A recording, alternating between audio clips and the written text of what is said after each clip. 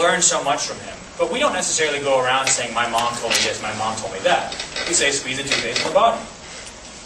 So I might, when 10 people ask me about how to deal with toothpaste, I might give them that piece of advice. And sometimes someone might say, who told you that? And I say, my mom told me that. My mom told me to squeeze the toothpaste from the bottom. This is exactly why we saw,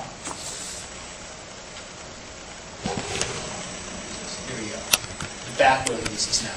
Malik doesn't necessarily, this successor who said, don't put your feet on the table, he heard this from Umar bin al-Khattab, or heard this from the Prophet. But he's walking around Basra. He's not telling everybody, I heard everything he says, I heard from Omar, I heard from the Prophet. He's going around trying to teach people how to be good Muslims and how to deal with toothpaste. It's only later that other people say, you know, I have this other report that, I'm sorry, Abdul Basir? Yeah. You know, Abdul Basir really heard that from his mom. And then someone else who has a chance to talk to you more in depth about it, maybe even talk to your mom about it, says, you know what, she actually heard this from her from the grandma. So really this is from the grandma. But it doesn't, he didn't make that up. Just because Abdul Basir said, squeeze the toothpaste from the bottom without giving a source, doesn't mean that the source isn't correct.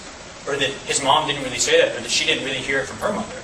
It's just that that's the way people act in a community where people are giving advice to one another and teaching one another. They don't always tell you where they got the information. Sometimes they do and sometimes they don't. And what Muslim scholars like Bukhari figured out is, hey, if I want to give the best version of this report, I'm not going to give just Abdul Basir. Who's Abdul Basir? No offense. You know, he's some guy who was in Basra, everyone liked him, but you know what, if you live in Kufa or you live in Iran, we don't really care much for this guy. We have no idea what his reputation is. But I can give this report back to the Prophet. Back to his grandmother, so to speak. And this is going to be accepted by everybody. So they didn't make up that part of the isnad. This is just something that had already always been there, but hadn't been mentioned. You got it. Is this clear? Is what I'm saying clear? Okay. Second issue. Maybe the Prophet really was a prophet. Now, I don't mean that everybody has to believe that the Prophet was really chosen by God and he received revelation. But what is one of the things that prophets do? They prophesy. They tell you things about the future. Now in Islam we believe that the Prophet only knew this from things that God revealed to him. He himself had no ability to see the future. But God would tell him about it. So if the Prophet says,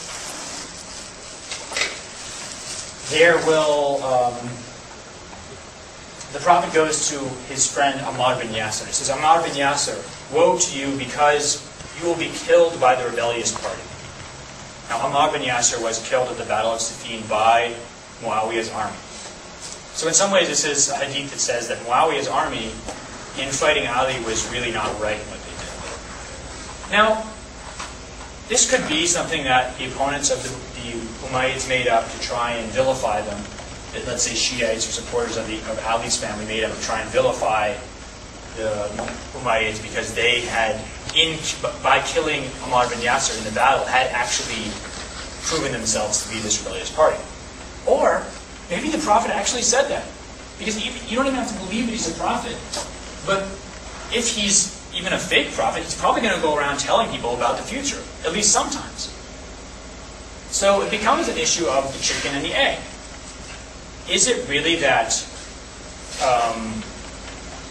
for example, is it really the case that the Prophet didn't say this, but it was made up later as part of a political agenda? Or maybe the Prophet really said it, and a political agenda used it. So how many people have been to Egypt? Who's been to Egypt? Okay. Has anyone ever seen a lot of Egyptian men? They have these things on their foreheads. Have you seen this? These kind of almost sometimes grotesque marks of praying. What's the verse in the Quran? You will know them by their marks. You will know people by the marks on their face. I can't remember the verse in the Quran. There's a verse in the Quran about how. Yeah, exactly. You will see the traces of prayer on their face. Okay? There's a verse in the Quran that you will know believers will see the traces of prayer on their face. Now, I've been all over the Muslim world. And I have to tell you, I haven't seen any of this happen anywhere else. So either Egyptians have exceptionally sensitive skin, upside down.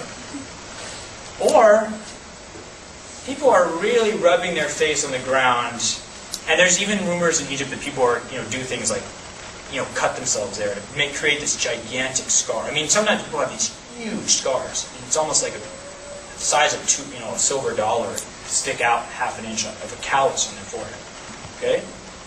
Now, am I going to say then that this verse in the Quran is made up by these people to convince other people that they're good Muslims because they have this mark of prayer on their forehead?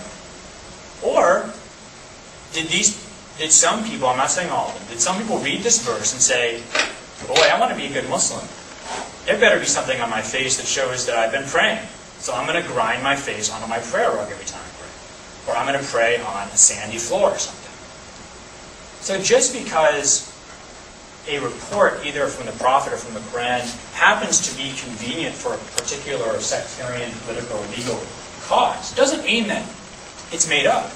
Maybe that cause saw this hadith with this verse of the Quran and then uses it. Right? So, for example, there's a hadith of the Prophet where he says that when you see the black banners coming from Khorasan in eastern Iran, when you see them coming, go join that army because the Mahdi is in that army. Now, when the Abbasids rebelled against the Umayyads in the year 750 or 740, finally they triumphed in 750, their army marched under black banners, and the Abbasid family wore black clothing, like our friend here. Now, does this mean that this hadith was made up by the Abbasids to say, hey, I know, let's, you know how we all wear black, we have these black banners, let's make up a hadith that shows that we are the Mahdi. We're the people who are going to fill the world with justice. Or maybe this hadith really was said by the Prophet, and the Abbasids said, hey, I have an idea. You guys know that hadith about the, we're from Khorasan, we're from Iran, let's have black standards and black clothes, and then everyone will think we're the Mahdi. So, again, it's kind of a chicken and the egg, and each one is possible. Third, final point is, where does the burden of proof lie? How many hadiths are there? Anyone know how many hadiths are there? Nobody knows how many hadiths are there, because they're uncountable. From the time of Shafi to Ibn Taymiyyah in the 1300s, Muslim scholars have said anybody who tries to say they know all the hadith it's impossible. This claim is untenable. It's too vast. Remember, not all these hadiths are authentic. A lot of them are forged, but they're still hadiths, right? It's impossible. It's just an ocean with no shores.